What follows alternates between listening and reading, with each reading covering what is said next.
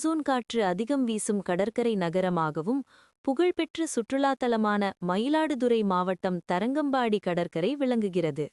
மேலும் கடற்கரையில் 1620ஆம் ஆண்டில் கட்டப்பட்ட வரலாற்று சிறப்புமிக்க டேனிஷ் கோட்டை உள்ளது. தொல்லியல் துறையின் பழங்கால பொருட்கள் அடங்கிய அருங்காட்சியகமாக உள்ளது.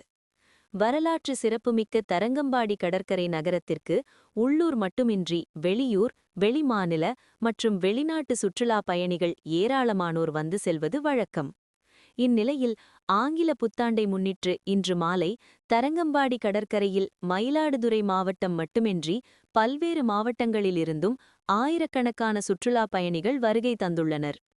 டேனிஷ் கோட்டை, அருங்காட்சியகம் உள்ளிட்ட பல்வேறு இடங்களை குடும்பத்தினருடன் சுற்றி பார்த்தும், கடற்கரை மணலில் குடும்பம் குடும்பமாக அமர்ந்தும், சிறுவர்கள் குதிரை சவாரி செய்தும் உற்சாகமாக விளையாட்டி மகிழ்ந்தனர்.